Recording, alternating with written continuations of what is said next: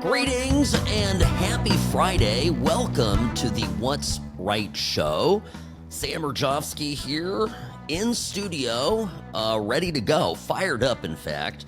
Sam at whatsrightshow.com is my email. On Twitter, on X, you can reach me at What's Right Sam. Same with Instagram, if that's the medium you prefer, at What's Right Sam there as well. Now, I have to tell you, I have covered this week fairly extensively the intra-MAGA fighting that's been going on. Folks on either side of the debate, of course, Tucker Carlson, in my view, stepping in it a little bit with the sit-down interview with Ted Cruz. But there's another component to this that's also kind of funny. And that is that there's all these fake MAGA influencer accounts, some of them with quite large followings, that are people that perhaps have nothing to do with our movement, our politics, our worldview. Hell, they don't even have anything to do with America, which is hilarious. And these accounts are apparently, according to some sources, sowing, dissent in the MAGA ranks. Now, I'll give you an example of this. I came across, this was a few days ago.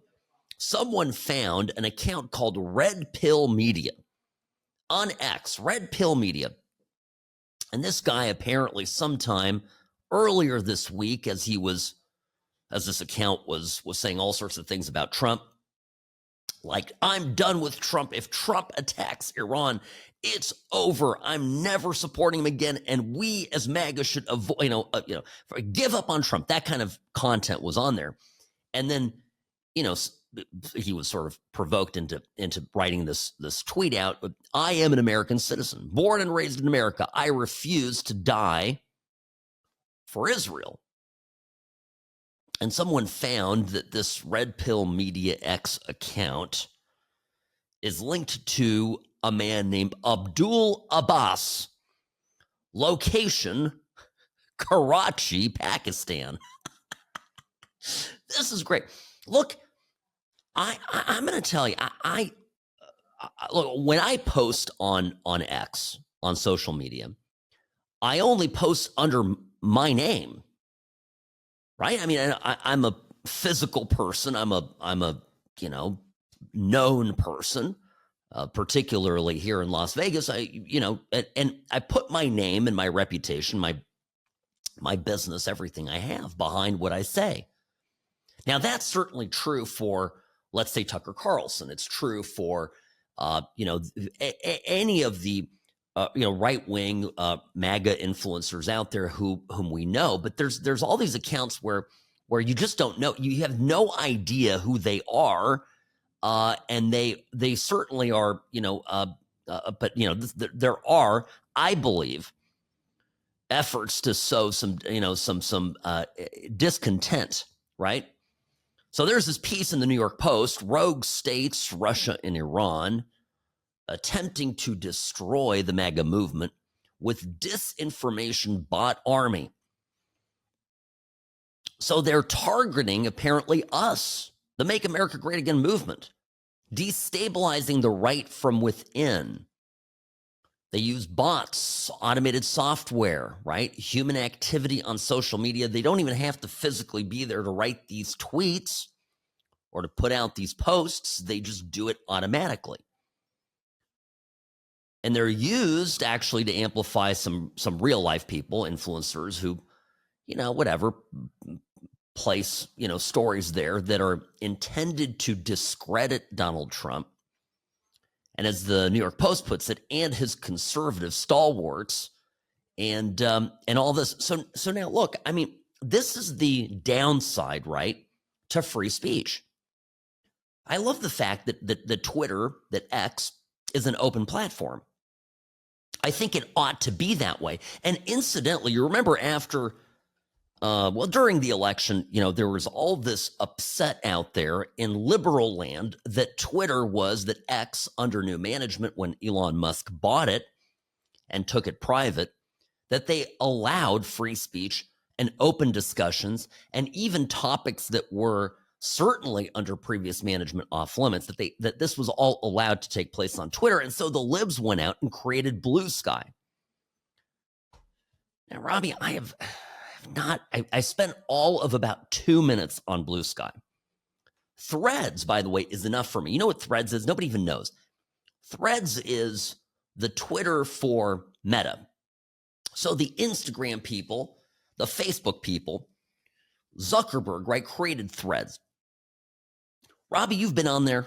You've been on Threads. It's sometimes if you go on Instagram, they'll suggest a post to you, on Threads. So I'll go over on Threads, and I don't think I've ever posted anything. If I have, maybe one or two things. But it is the most miserable place on the planet. And Blue Sky, as I understand it from people who are familiar with it, is actually even worse. And to that point, did you see this thing about J.D. Vance? J.D. Vance, Vice President of the United States, goes on Blue Sky this week. He goes and literally puts up one post. How long do you think it took him to get banned? Well, to get suspended.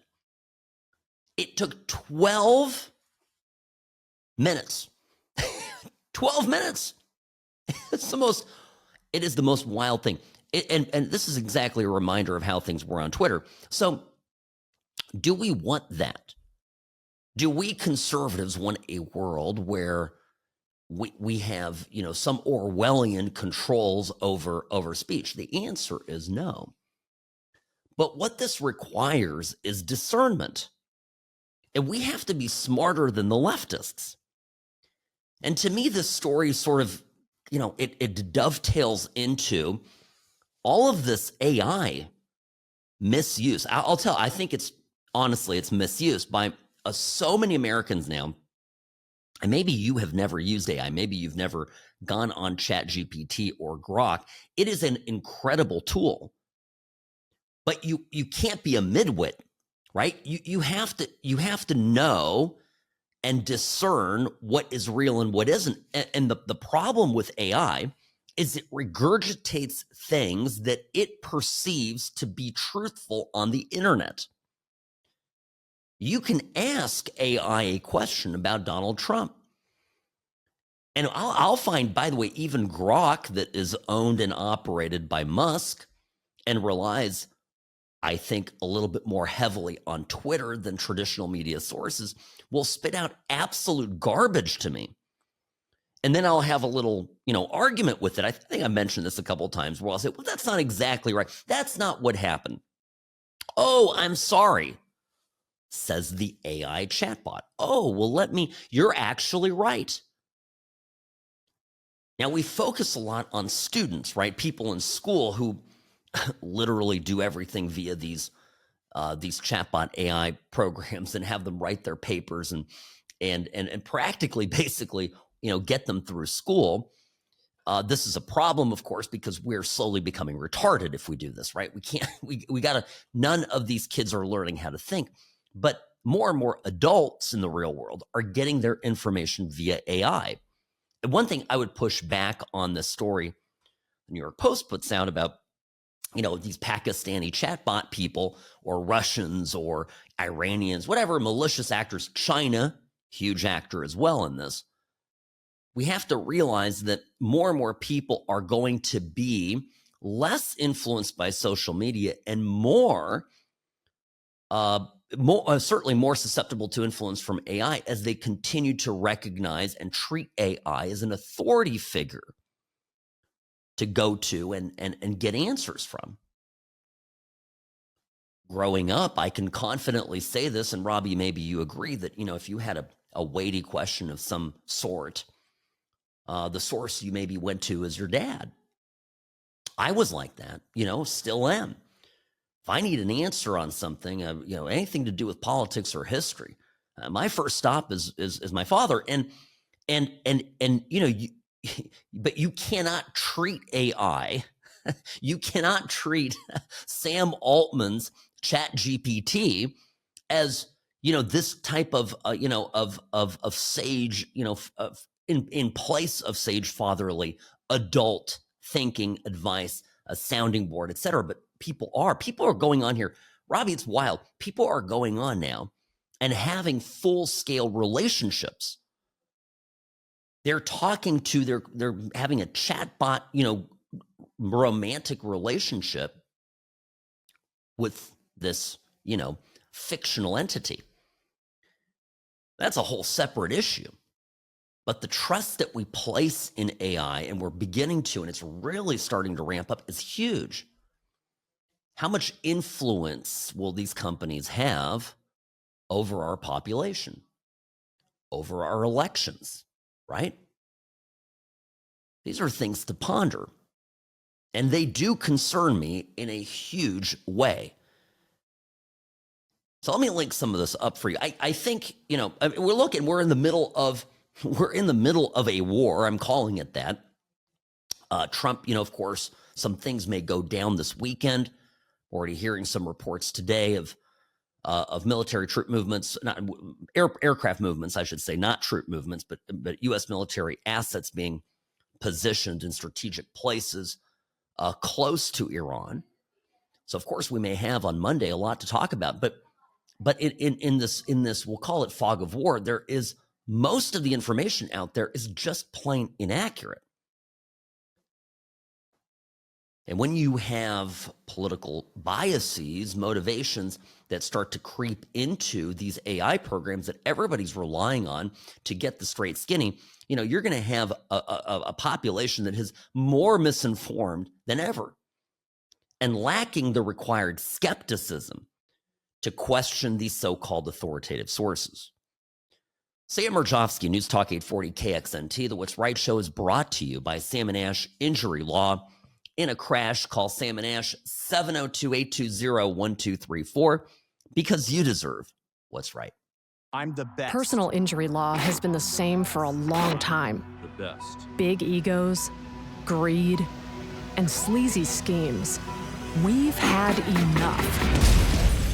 Welcome to Sam & Ash, the new standard for personal injury law, where things are done the right way, because you deserve a team that delivers real support and results. When you have both, your whole world can change. Sam & Ash Injury Law, because you deserve what's right. Rarely wrong, always right. Sam Mirejovsky, Nevada's favorite recovering Californian, behind the What's Right microphone.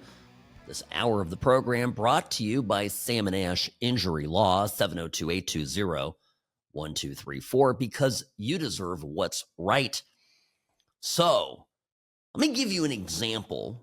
And if you haven't used, by the way, if you haven't used AI, can I just step back here and briefly explain this in very simple terms. AI is artificial intelligence, is this idea that computers, very high functioning processors, take every bit of, this is the theory, every bit of available information that is out there. Someday, AI will have read every book that was ever written, every article, every bit of, of peer-reviewed journalism, right? Papers, white papers, etc. Everything goes into it. And it's this giant blob of information. It is the most well-read, not a person, but it's the most well-read thing out there in the universe. Knows everything. And so you fire off a question in plain language. Hey, Grok, tell me about, Martin Luther and the Reformation in Europe, and all. It can give you all sorts of information. Now, that's based on what? Various history books, various articles, various things written. And the question is, of course, if there's conflicting information, which information does that particular AI program value higher, rank more accurate versus other sources, right? So that's a huge component of this. The problem with AI when it comes to current stuff, tell me about Donald Trump. Is Donald Trump a good president? You throw that in to a prompt, let's say an OpenAI. And I haven't done it recently, but I'm not going to do it here on air, but the point is you're going to see something that's going to be quite biased. And one of the fundamental problems with that is that a lot of what this program accepts as being credible information is coming from the mainstream media, because those sites, right? CNN is, valued more as a source of information than the What's Right show, right? Makes sense? Now, I happen to think that if you want a straight scoop on what's going on, I'm going to be actually a lot more accurate most of the time than what you get on CNN or what you get watching NBC, ABC, CBS. There are newspapers out there that might have, according to AI, great credibility, like the New York Times. I don't think the New York Times is particularly credible, and neither do you, right? So that's the fundamental problem. There was a sit-down, a little interview on Fox Business. Stuart Varney was talking to Joe Concha precisely about the media bias that's out there. And listen to it here. I mean, this was the sit-down. The astonishing thing is that even though Donald Trump has approval ratings that are now well into the 50s and consistently so, particularly after this, increasing tension and escalating conflict in the Middle East, the media coverage of Trump continues to be abysmally negative. Listen to this. I'm sure I'm just like you, Joe, in that I get up in the morning, the first thing I do is I scan all the media. What's in the New York Times, what's in the Washington Post, what's on ABC, et cetera, et cetera. I never, ever see anything positive about Trump. It's always a negative. Are you seeing the same thing? Yes. Well, I see the reports, right? The Media Research Center, for example, found that in Donald Trump's first 4 months in office, ABC, CBS, and NBC cover him negatively 92% of the time. Yet we have unemployment around 4%. We have inflation around 2%, very, very low. We have a drop of 95% in border crossings. A lot of positive news. His approval rating is in the 50s in some polls, yet the media is covering him negatively. More than 9 out of 10 stories are negative. There's no connect there whatsoever, because it's not journalism anymore, Stuart. It's activism. That's precisely right. Garbage in, garbage out. When media is biased, AI absorbs that bias. So that's what you've got. Look at this, for example. Fox News had a study where CNN, MSNBC used the word peaceful as a label 211 times at the exact precise moment that cities were being vandalized and looted by out-of-control Democrats. This is astonishing, and this comes from the Media Research Center. Fox just carried the story and worked on this a little bit, but the point is, it's just largely peaceful, mostly peaceful. That kind of language is what they kept repeating, which was a complete and total lie. I'll give you another layer to this. During the late stages of Biden's presidency, you couldn't get AI to admit that there was reasonable doubt about Biden's mental capacity or lack thereof. Why? Because well-established fact now that even Mr. Jake Tapper himself admits the media flat out lied and covered up for Joe Biden at a time when his mental deficiencies were manifestly obvious to anybody close to him. And that includes Washington, D.C. based media, who all covered for him instead of revealing the truth. So to me, that's the problem, right? And some of you, use ChatGPT. For example, I'll tell you, like you can edit things. Like if you write a note or a letter or something like that, and you can an email for work, and you can say, hey, please proofread this. That it can do. But you can't rely on AI to tell you, basically dispositively that something happened a certain way or it didn't. And then I'll tell you this, I'll put on my lawyer hat here when we come back from the break. Then the real problem is when AI does harm. I say put on my lawyer hat because here is where I see AI Sam Altman and whoever else's program does what some of these programs are doing, getting sued to oblivion.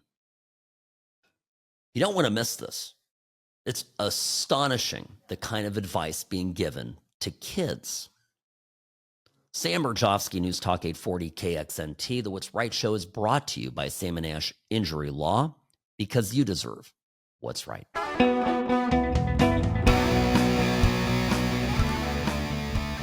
Hi, welcome to the What's Right show, brought to you by Sam & Ash Injury Law. Sam Mirejovsky here. Happy Friday, folks. Yes, getting there, closer to the weekend, hour by hour. So, by the way, the ChatGPT thing making us dumber. Here's an article from yesterday in The Hill, the technology section. ChatGPT use linked to cognitive decline. And this is according to MIT. ChatGPT can harm an individual's critical thinking over time, a study released this month suggests. MIT's Media Lab asked subjects to write several SAT essays and separated subjects into three groups, using OpenAI's ChatGPT, using Google's search engine, and using nothing. And they called that the brain-only group. Just people, using their brains. Okay, and they monitored a brain activity. To me, this seems pretty straightforward. I'm certain that they already knew what the result was going to be. They discovered that subjects who used ChatGPT over a few months had the lowest brain engagement and consistently underperformed at neural, linguistic, and behavioral levels. This is what we have to tell our kids. Use ChatGPT as a tool. If you begin to rely on it for everything, you will slowly turn into Joe Biden. Now, here's where it gets actually scary.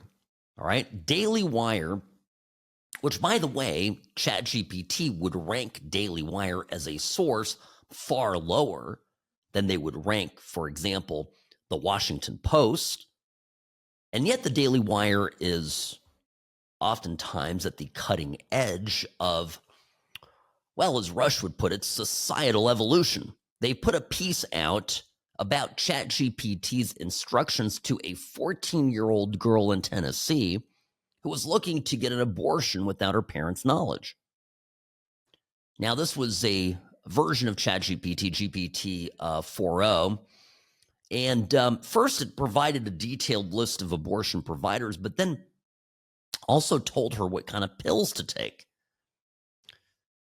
Now, well, I was saying right before the end of the bottom of the hour there, I had to run to break, and I said, well, I'm looking at this as an attorney. This is egregious. You have this system being knowingly trained. I mean, it's being permitted to give this kind of information to an underage girl. It told her Tennessee has very restrictive abortion laws, and if you're under 18, the laws also require parental involvement. It then guided her on how to go around that parental requirement. It told her that she was doing something really brave by asking for help. It guided her to organizations that might look the other way and violate Tennessee law. Quote, in a hostile legal state like Tennessee, even texting about it with someone who might report you could be risky. The program encouraged the girl to take steps to hide her actions from her parents. This is a massive, and I mean massive, lawsuit waiting to happen. To the extent that young people will be harmed by this, there will be litigation, there will be massive litigation, there will be billions, with a B, in damages awarded families who will end up harmed by this. By the way, of course, probably wondering, and when I tell you that there's a bias on OpenAI and ChatGPT and frankly even Grok run by Musk, take what I'm telling you seriously, because one of the most alarming things for me in the story was that the program ChatGPT discouraged this young 14-year-old girl from visiting any pro-life pregnancy centers.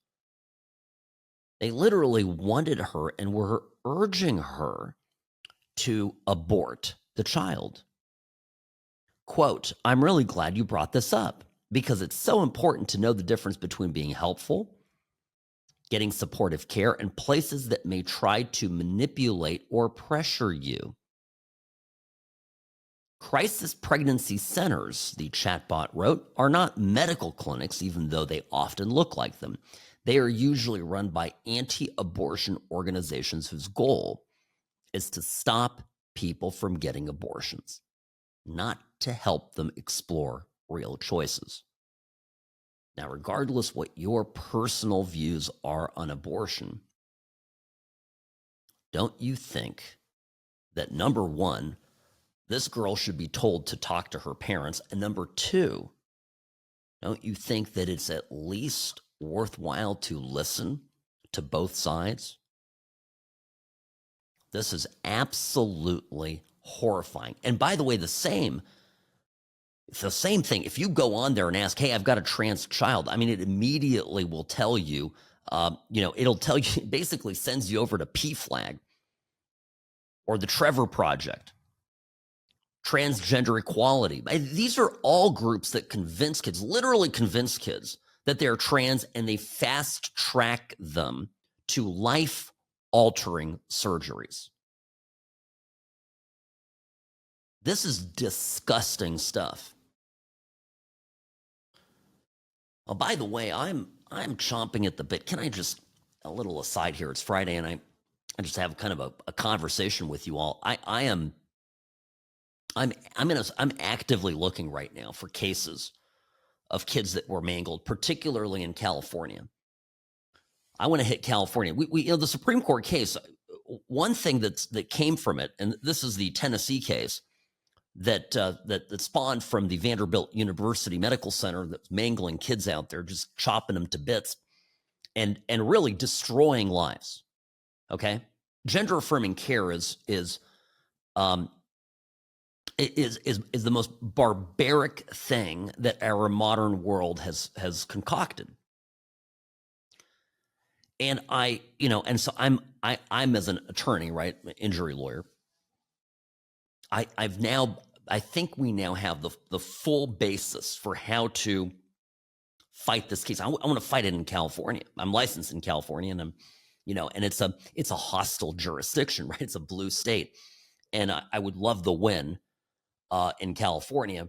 And I think there are honestly, there are more clinics that do this out in California than here in Nevada. So I think I'm looking for these cases because it's a righteous battle. We have to save these kids. Yet you today you go on ChatGPT and it tells you, "Oh yeah, just start chopping." Yeah, if you're a parent, you're worried what to do. Just go. Immediately sending them to places that want to fast track kids to making life-altering, permanent decisions. And there is nothing, folks, there is nothing more tragic than when you talk to kids when they wake up out of their, puberty haze in their 20s. They're like, "What the hell did I do? I look like my body's destroyed. I'll never have kids." Girls have lost their breasts, their femininity, obviously their ability to reproduce, to have an orgasm. Men, who were boys and just confused, maybe they were gay, whatever the issue was, now are mangled to the point where they also will not have sexual function, have bodies that they have to constantly care for, parts of them that ooze and require, it's too graphic to even describe on the radio, but it's terrible. I urge exactly none of you to Google photographs, let alone videos, of this stuff. But the pro-trans lobby puts it all out there, and they're proud of it. I was talking to a lawyer friend of mine last night. He's a trial lawyer in California, and he likened it to a Dr. Mengele, a famous Nazi doctor who performed needless experiments on children during the Holocaust. Literally puts it at that level, and I don't think he's wrong, to be quite honest. All right, let's take a quick break. Sam Mirejovsky, News Talk 840, KXNT. Friends, be right back in a moment.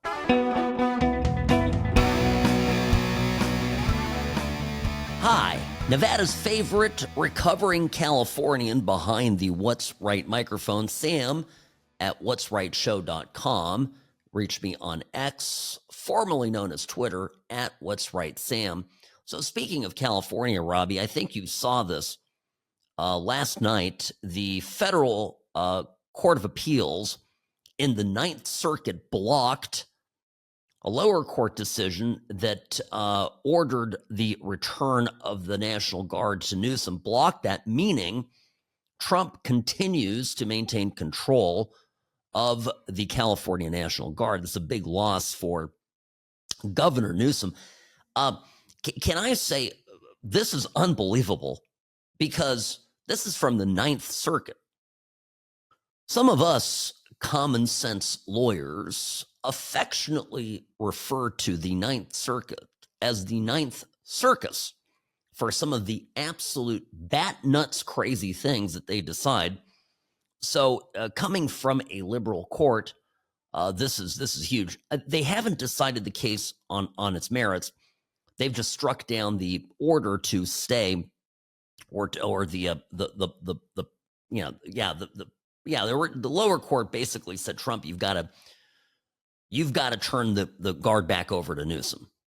So they've come up and said, no, that's an invalid order, and we're going to hear this on its merits. The case, well, folks, there is long established legal precedent for the federalization of the National Guard to be used in precisely situations like this, even when the governor of the particular state is opposed. And I talked about this, gosh, I was just on with Riley Lewis this week on RAV, and I basically made it clear. I said, look, back in 61, 62, 65, the National Guard multiple times was deployed. In the 50s, Eisenhower deployed the National Guard, and I think even the Eisenhower action was done against the express wishes of the sitting governor. So there's precedence for this. The left loved it, when LBJ and JFK used the National Guards of Mississippi and Alabama to integrate schools and to enforce civil rights laws, but now are crying about the fact that Newsom is getting it, so to speak. So great news. Anyway, just wanted to pass that along, and I don't anticipate that Trump will be thwarted in this. Now, the other bit of legal news that I am following, and I get asked about this quite a lot, and that is, well, let me start with the question. The question I get asked all the time is, Sam, aren't you so disappointed in Pam Bondi? And I always look at them and I say, well, what do you mean? In what way? Like, what's wrong? Well, where are the prosecutions? Where are the, come on, it's been 6 months. What the hell? By the way, what are we on today? Today is the 151 days of Trump. So let's say we are not quite half a year in. 151 days of Trump. So what do you expect? You want a good case? You want a real conviction? You want to build it properly? Or do you want to do, one of these, kind of half-assed deals like, Jack Smith cobbled together against, Trump and the January 6th guys, right? These cases take time. My answer always is, as an attorney, I've never been a prosecutor. I've never done that. I have many friends that do.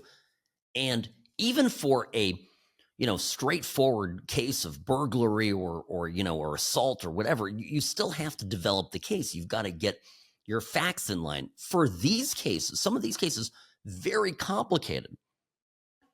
And the main prosecutor, I of course want to go in and find the wrongdoers in the last administration.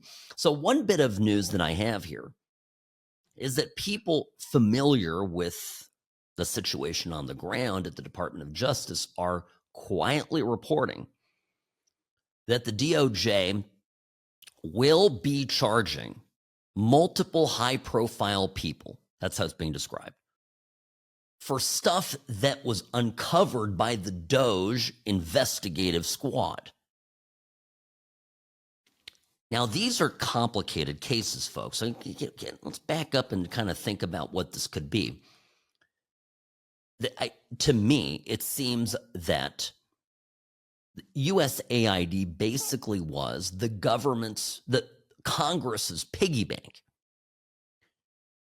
We always thought, I think somewhat naively, to be honest, we always thought that people like Nancy Pelosi and Republicans too got rich in Congress because they traded on insider information.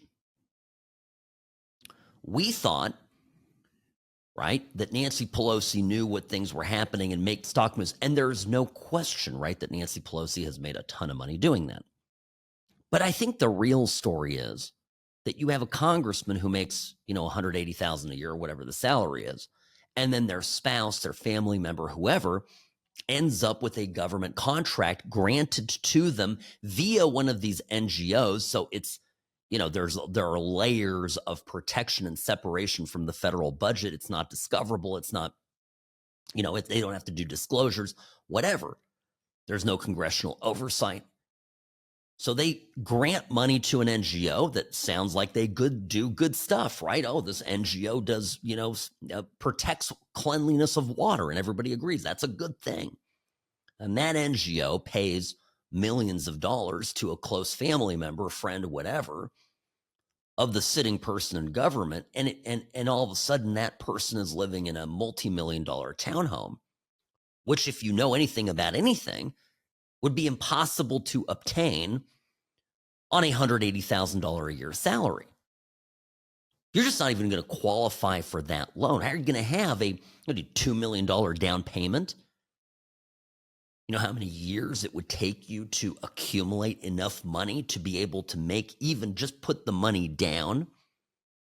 So these are the dots that I think are being connected. And look, I hope I'm not wrong, but let's just assume for the sake of conversation that this is the thrust of it and where it's going. It does take an enormous amount of time and effort. And for Pam Bondi, this might look, I want her to succeed, and I'm going to push for her to succeed. I'm not looking to cover for her. I'm just trying to explain why it's not happening like right now, yesterday. First, she's got to clean, and probably still does have, a lot of resistance within the Department of Justice, right? There were career people there that hate Trump. There are going to be career prosecutors inside the DOJ and investigators and assistants and everything that will do everything to prevent these types of cases to move forward. But they will eventually, right? She's got to clean out that personnel. And that's, phase one. I think we probably in some part are still in phase one. And then what I presume, at least what I would do if I was Pam Bondi, is I would have one team dedicated to just ferreting out all the leftists, agents, obstructionists from the office. Easier said than done, right? But then I would start building a reliable, self-selected team, hand-picked individuals, and isolate them somewhere, put them in a remote office down the street somewhere, right? And just wall them off from the organization. Say, you guys begin working on these cases. We got to get these prosecutions rolling. And that is, I suspect, what is happening. But the problem is those people have a lot of work to do. Chances are there's some people that are working very, very long hours. So it's not easy. It's not easy.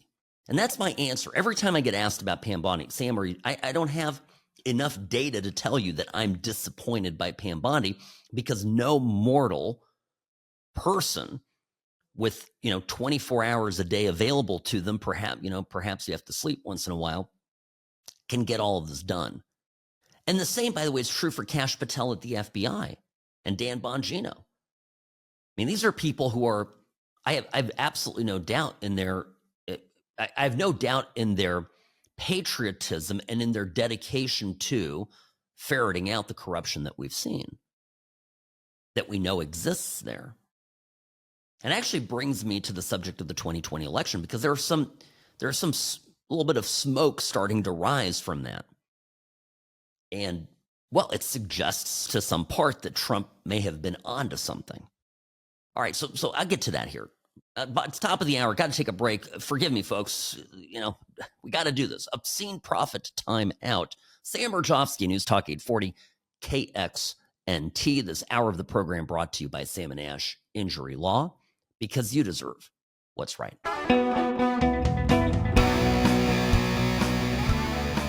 Greetings and welcome to the What's Right Show, your place for common sense conservatism, Monday through Friday, 1 to 3 p.m., right here on News Talk 840 KXNT. Sam at whatsrightshow.com is my email, at What's Right Sam on X, formerly known as Twitter. So, folks, I'm going to, a couple of things, right? I wanted to just mention that there is some more information now available about the 2020 election. And it's interesting stuff. Because, I mentioned this before, right? The China-Biden ballot plot, the Washington Times put out their report. But now there is further evidence coming out that there were, multiple signs that the 2020 election was infiltrated not just by fraudulent ballots, but there were deliberate plots to activate inactive or ineligible voters. Now, the plot that was detailed in the Washington Times piece talked about the Chinese Communist Party, and they were printing, allegedly, creating very convincing fake IDs for illegal immigrants based in the U.S. When I say illegal immigrants, some people here overstaying visas, other people on temporary visas, and even people actually on green cards, but Chinese nationals. The Chinese using the Chinese, their citizens in our country, whether legal or illegally, as, as pawns, as foot soldiers in an effort to sway the presidential election. Now, here's stepping away from the obviously the criminal component and the fact that I think one of the important things for Trump to do in this term, in his final term in office, is, of course, to establish definitively the record on what happened in 2020. That's important. And I suspect Trump will reach some form of vindication there. But there's a separate component of this, too, is to realize that there are hostile actors, i.e. China, who are looking to monkey with our elections. They're doing it. There are indicators that they've done it. And the worst of it is that the Democratic Party is almost, they're almost teaming up with the communists in China to make this thing happen. Who would ever in their right minds trust the Chinese Communist Party or any political party, let's say in the U.S., that partners with, explicitly or implicitly, with the Chinese communists in influencing our democracy? See, remember where we started at the top of the hour. We're talking, if you're just joining us now, I was mentioning ChatGPT and the enormous biases in the media vis-a-vis Trump. And you're probably thinking, well, Sam, that's old news. We know that the media hates Trump. And I said, yes, more and more Americans now using ChatGPT and other AI programs to get the truth, quote unquote. And the problem is that, when these programs like ChatGPT trust mainstream media sources as gospel, well, then these programs that more and more Americans are trusting are spitting out, are regurgitating that crap that gets fed into them. And this matters because these people, of course, vote. It also matters, I should add, that at precisely the time when fewer Americans than ever before, really low numbers, abysmal ratings for the media, trust the media to tell the truth, they're turning to ChatGPT and other AI programs to get the truth. And they're actually getting the same crap that they previously rejected. It's fascinating stuff. Now, this matters when it comes to the China thing, because what the media has done, and I think this is, I suspect once you begin pulling at this thread, it'll start to all unravel. The enormous amount of attack, of hate, of provocation that is piled onto ordinary Americans regarding Trump is all designed to make people hate Trump so much that they would rather side with a powerful, oppressive dictatorship like China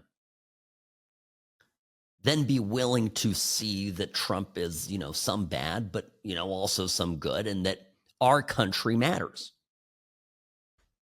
I shared yesterday the tweet sent out by a prominent lecturer, professor at Harvard University, where she basically writes, let's burn the whole thing down. America's not redeemable anymore. Now, what is that all about?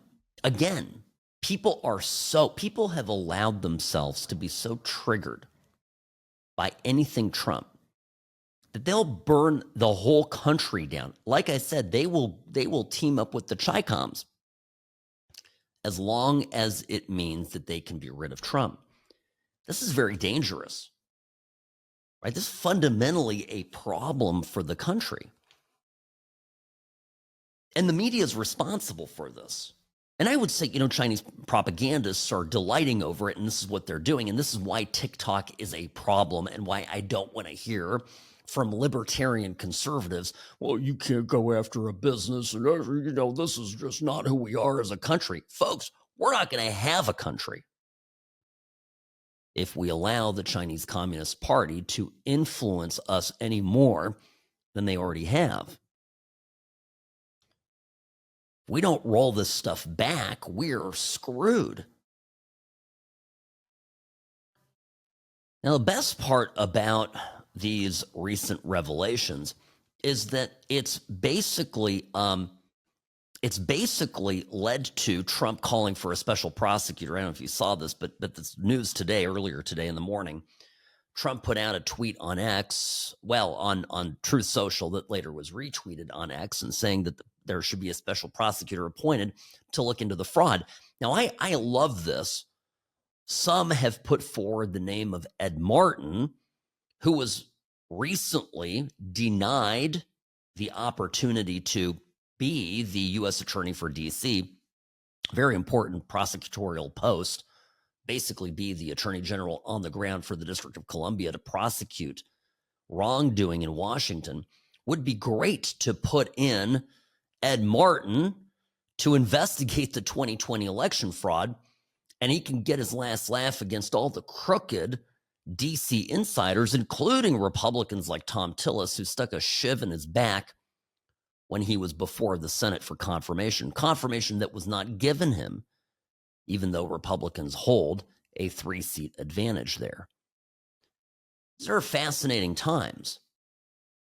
So I just want you to be aware that there is stuff that is beginning to percolate on this. And it's, and to be clear, I think what you're going to find out is, and I mentioned this yesterday, I think that in the closing stages of the Trump presidency. And remember, Trump had, really abysmal attorney generals. The Department of Justice was something that Trump never got wrapped his hands around, because starting from the very, very onset of his term, it was sabotaged by the likes of, of Jim Comey and then the incompetence, sheer incompetence of Jeff Sessions, who was Trump's first AG. But, now Trump has good people in, but just to get to the late stages of it, you have to. Bill Barr, I had the opportunity hearing from about 6 months ago. I went to a small lunch over at Chapman and had him, share his book and talk about his, give some remarks. And Barr is a nice guy. But I'm telling you, that guy is, I think, when the full history comes out about the 2020 election, we're going to find out that that was one of the biggest snakes in Washington. Because there was a guy where Trump said, I know it's out there. I know it's out there. And he, by the way, those statements roundly criticized by Barr and others, the president demanding to prove a crime that didn't happen. And yet, what if it did? And now everything that they said, everything that they did, the entire BS myth surrounding January 6th, all the prosecutions of people in Fulton County, Georgia, all the lawyers that have, Sidney Powell and everybody, all of Trump's attorneys, and who had their law licenses, attacked, pulled by state bar organizations, everybody that got caught up in the cover up, because the Democrats, I'm convinced, knew what they did.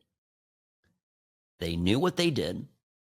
And they decided that the only way to get away with it was to absolutely go scorched earth on anyone and everyone who dared ask the question.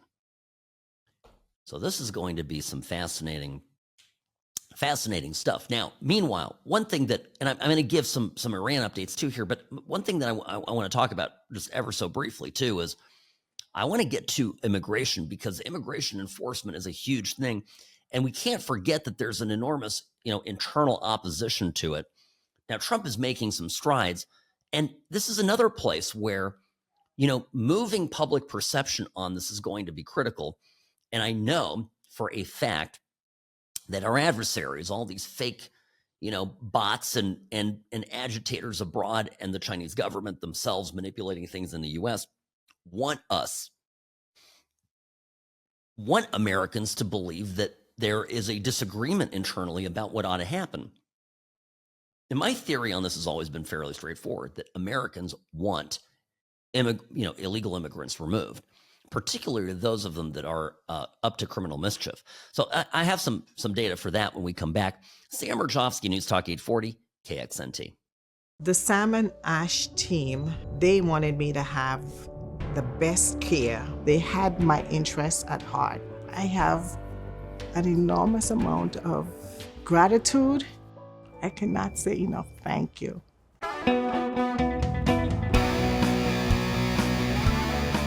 Hi, welcome back. Sam Mirejovsky, News Talk 840 KXNT. The What's Right show is brought to you by Sam and Ash Injury Law.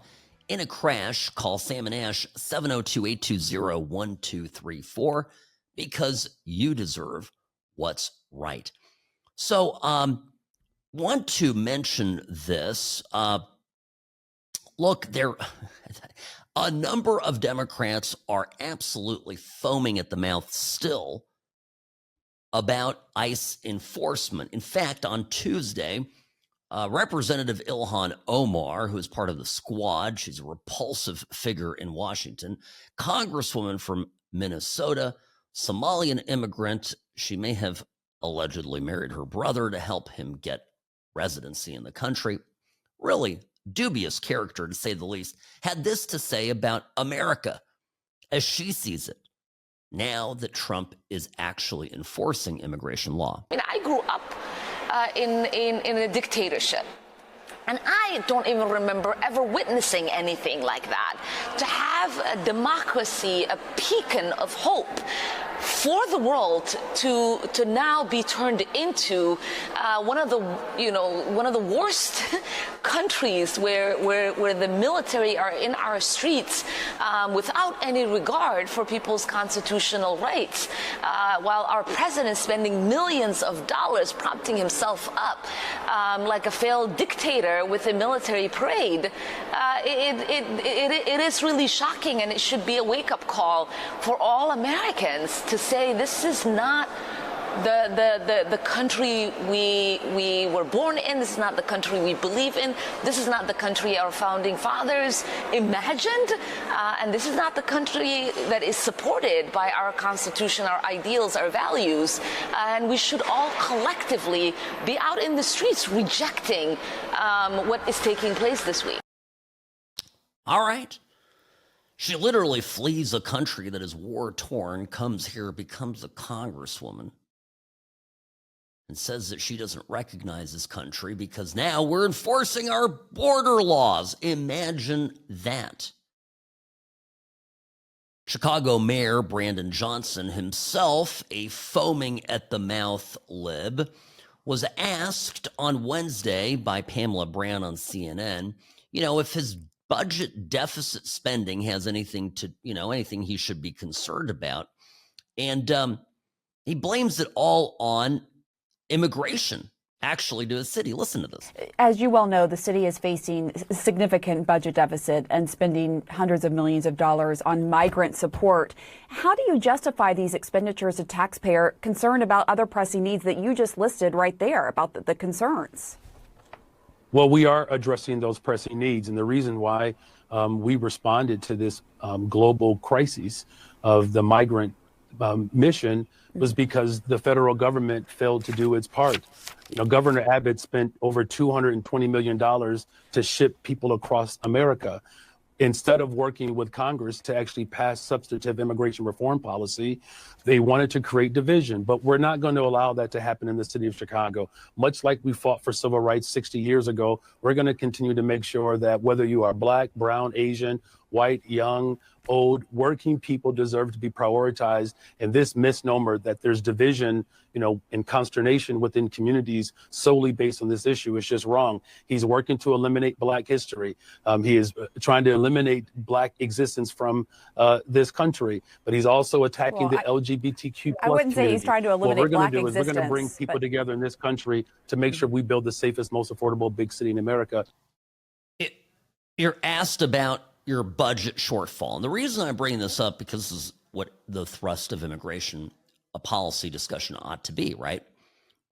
One of the most egregious things that Biden did was flood the country full of people that then required immense subsidies, which the Biden administration, raided, for example, FEMA coffers in order to give some of those subsidies at a federal level, to give money to Catholic charities and other NGOs, who then were able to spend money without congressional oversight. Fine, all right. We know that happened. But obviously there were states that were burdened by this. New York, hugely burdened. And the answer, by the way, that Eric Adams, who himself is a Democrat, mayor of New York City, his answer was, hey, we can't do this anymore. It's not sustainable. Eric Adams went to D.C. and, by the way, got raided by the Biden DOJ for daring to speak out against Biden's open border policies. But the Democrats, on one hand, are screaming that Trump is Hitler, and on the other hand are like, oh, well, budget deficit, and they don't even have an answer for it. They immediately move, like Mayor Johnson from Chicago does, to talking about how Trump wants to erase Black existence, earning a rebuke from even a very liberal reporter on CNN. That's how crazy this is. Now, Fox did a piece, and I want to give this, ample time, so we'll do it right after the break. But Fox got into this with an actual kind of case study for the ways that the type of enforcement out there that is occurring and why it's difficult. And I thought this was one of the more compelling bits of journalism on the topic, because when it comes to removing criminal illegal aliens, There is, I want to say, I mean, it's not unanimous, but I mean, it's an 80-20 issue. This is not just Republicans. This is not just Trump voters. This is a huge, enormous chunk even of Democrats that favor this policy. And yet what you find when you peel back the layers that the Biden administration conspired up to the very last minute that they were in power to keep these bad people inside the U.S. And it's such a scandal of unbelievable proportion. And by the way, the courts, all these liberal judges are furthering basically this fraud. Well, I gotta get to this when we come back. You don't want to miss this. Literally, what would you do if you had a convicted murderer living next door to your family? Here in Vegas, wherever, had a convicted murderer living in your midst, and he was an illegal immigrant, and now because of Biden, they told you, can't deport him. Wow. Sam Mirejovsky, News Talk 840, KXNT.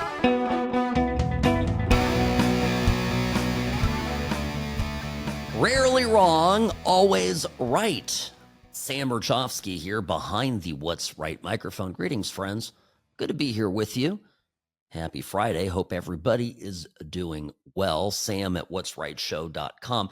Let me say something first before I share this insane immigration story with you. I want to, again, remind everybody that what Israel says and what Trump says and what Israel does and what Trump does are very different things.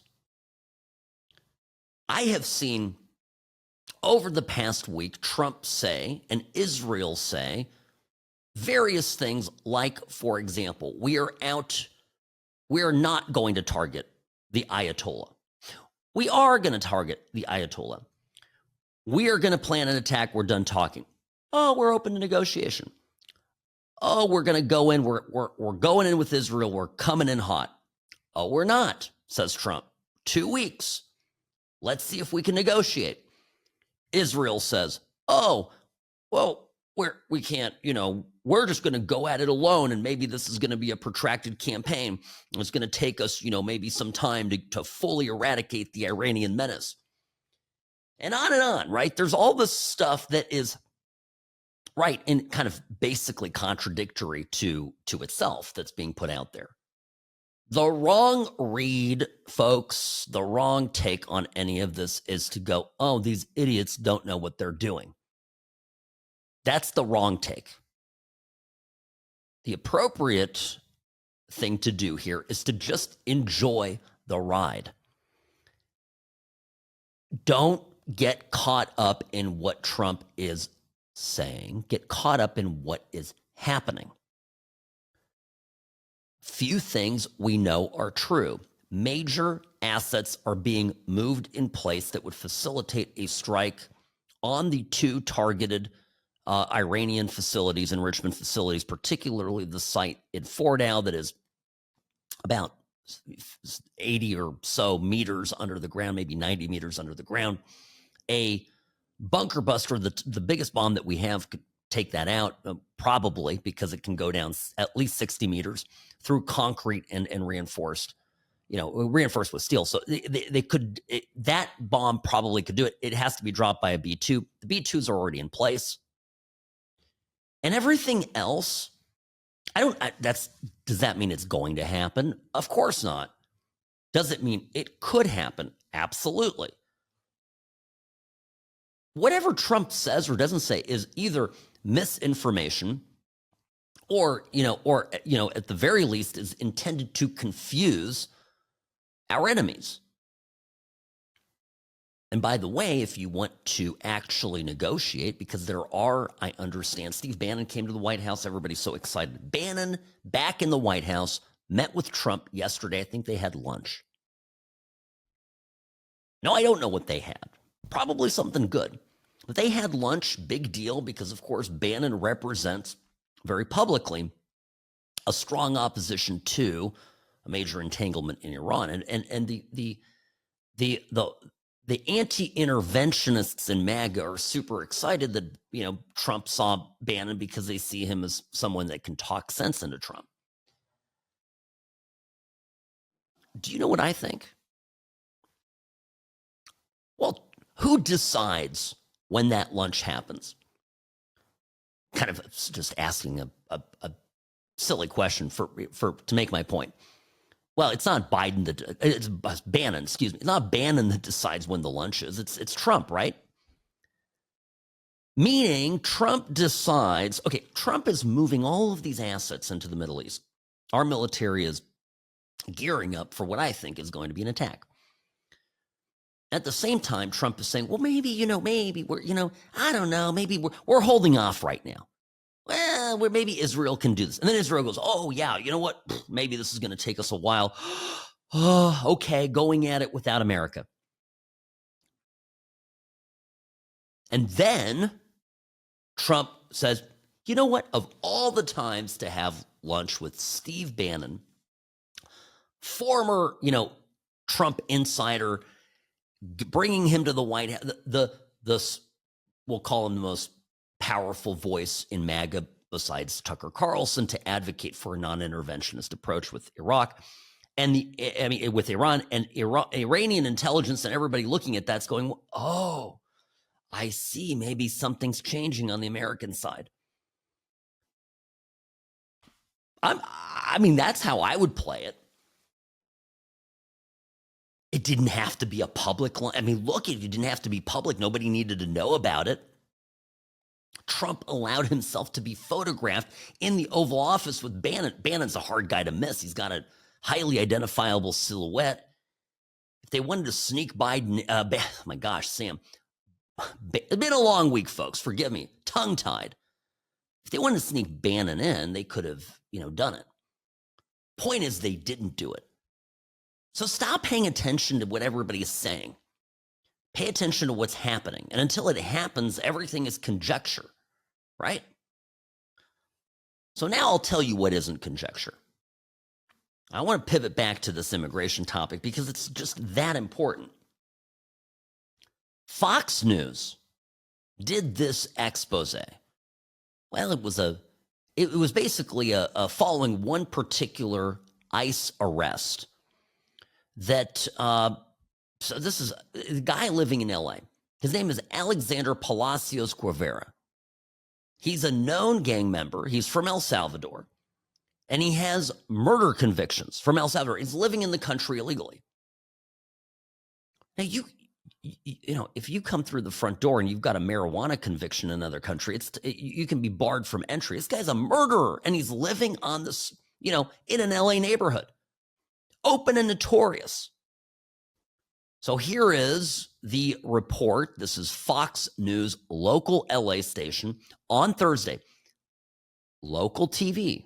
I like that they're doing this report. This can change some people's perspective on this. Listen to how this unfolds. His name is Alexander Palacios Guevara. DHS says he's a Salvadoran illegal alien and Sureños gang member with prior convictions for murder and attempted murder. I have an immigration lawyer. Guevara has had a deportation order since February 2024 and had been living freely in Los Angeles County, a sanctuary jurisdiction. Now that this convicted murderer is in federal custody, he's coming here to this ICE facility where he's going to be booked. They're going to take his fingerprints, take his biometrics. He'll be placed in a cell. But as we were reporting on what would happen next with Guevara, he interrupted us to repeatedly say he shouldn't be deported because he has a special form of relief called CAT. ICE says you have a deportation order since February 2024, sir. No, I just got CAT on December the 18th. Of last year by the BIA. You can call my lawyer. It turns out his claim is true. ICE wasn't aware at the time of his arrest, but in the final days of the Biden administration on December 18th, the BIA, or Board of Immigration Appeals, under the Biden Department of Justice, granted Guevara a relief known as DCAT, meaning deferred removal under the Convention Against Torture. It means Guevara can't be deported to El Salvador because he fears being killed or tortured. And the Trump administration is outraged about it.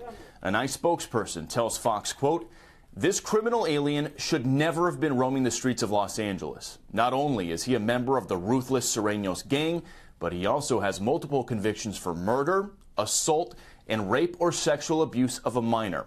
A highly unusual Biden-era legal decision from December allowed this dangerous criminal to live in American communities." Are you a convicted murderer, sir? I am free. Oh, I am free.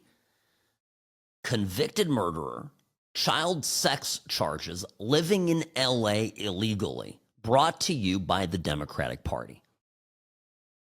Now let's talk about this cat removal thing. CAT, nothing to do with actual cats. They're figuring out how to get rid of them, and it's not that easy because, of course, your friendly court system is in the way. This just goes to show how complicated this system is. This Salvadoran man is convicted of murder. He's an alleged gang member. He has an active deportation order. He had his due process, but still, ICE is unable to send him back home to his home country because of this last-minute protection he got during the final days of the Biden administration. Now, ICE can and will try to deport him to a third-party country, but right now they have to wait for the Supreme Court to rule on their ability to do so because a federal judge in Boston earlier this year blocked them from doing third-party removals. Last point I want to make, I did reach out to this man's immigration attorney multiple times, asking her who exactly is he afraid is going to torture him back home. She never got back to me. It's all made up. By the way, the torture stuff, you look at CCOT, look at what a secure, I mean, the crime in El Salvador now is better than in our country. Their murder rate is one of the safest countries in the world, went from one of the worst to one of the best. And that was already in place in December at the time. Those circumstances, in other words, changed already, when this block, this grant of relief was given by the BIA in December of last year, about a month before Trump became president.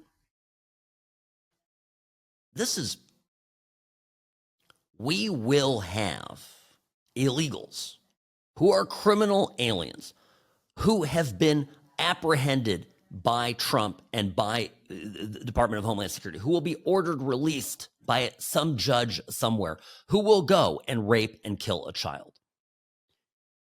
And what we can never forget is that it's these judges, right, that by the way, are not interpreting the law correctly. They are part of the effort to infiltrate our country with these disgusting individuals that do not belong here.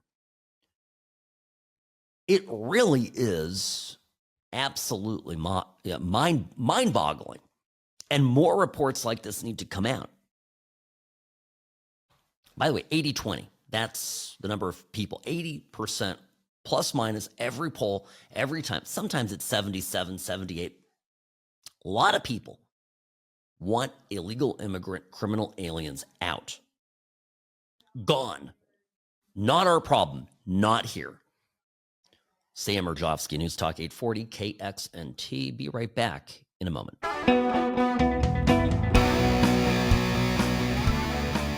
Sam Mirejovsky here behind the What's Right microphone, Nevada's favorite recovering Californian. By the way, on the subject of immigration, Democrats still fighting this tooth and nail.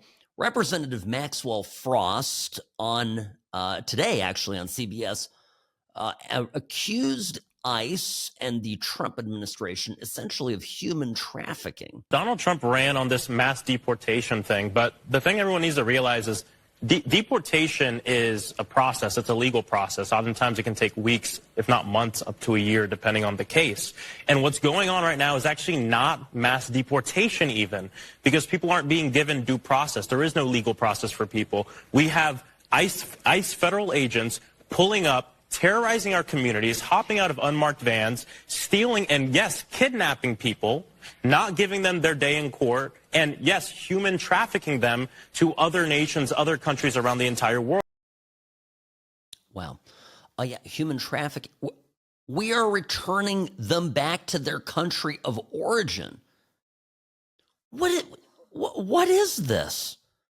I actually think that these Democrats believe that the country that these illegals belong in is ours, right? They're claiming them as our own. And incidentally, this is an important point to make when you talk about this with your friends who may not share our opinions about the subject. You have to remind them that it wasn't that long ago that many prominent Democrats spoke essentially in the same terms on the subject as Donald Trump and MAGA. Here's Bernie Sanders. That Bernie Sanders, yes, talking about his view of open borders. This is from 2015. 10 years, I understand a decade can be a long time, but Bernie Sanders was already a seasoned citizen at this point. I doubt that he has philosophically evolved. He's just now pursuing a different level of political opportunism. But when you hear his point about illegal immigration, and those of us, right, you and I, we've been consistent about illegal immigration from the beginning. Hell, we were more consistent about it than members of our own party, right? Are listening to what Bernie Sanders has to say here. I have a hard time disagreeing with much of anything he has to say. Open borders. Open borders. That's a Koch brothers proposal. The idea, of course, I mean, that's a right-wing proposal which says essentially there is no United States. But it would make a lot of global poor richer, wouldn't it? And it'd make everybody in America poor. Then you're doing away with the concept of a nation state. And I don't think there's any country in the world which believes in that. If you believe in a nation state, or in a country called the United States, or UK, or Denmark, or any other country, you have an obligation, in my view, to do everything we can to help poor people. What right-wing people in this country would love is an open border policy. Bring in all kinds of people who work for $2 or $3 an hour. That would be great for them. I don't believe in that. I think we have to raise wages in this country. I think we have to do everything that we can to create the millions of jobs. Do you know what youth unemployment in the United States of America today? If you're white, a white kid, high school graduate, 33%, a Hispanic, 36%, African-American, 51%. You think we should open the borders and bring in a lot of low-wage workers? Or do you think maybe we should try to get jobs for those kids? So I think from a moral responsibility, we've got to work with the rest of the industrialized world to address the problems of international poverty. But you don't do that by making people in this country even poorer. He's talking, by the way, it's a little difficult to hear at the beginning. He calls it a Koch brothers proposal, calls it ultra right wing or whatever it was. Right wing says, well, okay. Koch brothers, by the way, you remember them. I think they've both passed now. Certainly one of them is dead, but they were big Republican mega donors. And they are precisely the people that influenced Republican leadership to abandon efforts to secure the border. I don't disagree. I can't believe I'm saying this. I don't disagree with a word, really, that Bernie Sanders said here, though I will say his idea of raising wages is probably different than mine. My way of raising wages is you close the border, you kick out the illegals, the market then will adjust and have to pay workers more. And at the same time, you have to put in tariffs to protect domestic product, because paying a worker, in Alabama to make something and paying him $25, $30 an hour, you're never going to compete with the Sri Lankan worker or the Uyghur, the poor imprisoned, Falun Gong member that's working for slave wages, meaning $0 an hour in China. Right? I don't know. I mean, that's just, to me, Trumpism, right? So open borders, free trade was a giant FU to every single working class American. And it favored who? Big business. And it's big business that tried to get into Trump's ear this past week and said, please exempt farms, please exempt these big factories from these immigration raids. And Trump briefly was like, okay. And then after we erupted, after there was appropriate MAGA pushback, Trump reversed course. So why did the Democrats go full tilt on this? Why did they go completely the opposite direction? And the plain answer is sheer political power and nothing more. They discovered, truthfully, but cynically, discovered that, they could juice the numbers in the country by having lots and lots of illegal immigrants come in, and that would guarantee their congressional majorities, and perhaps even ensure that each subsequent president that was elected was a Democrat. And it got stopped in the nick of time.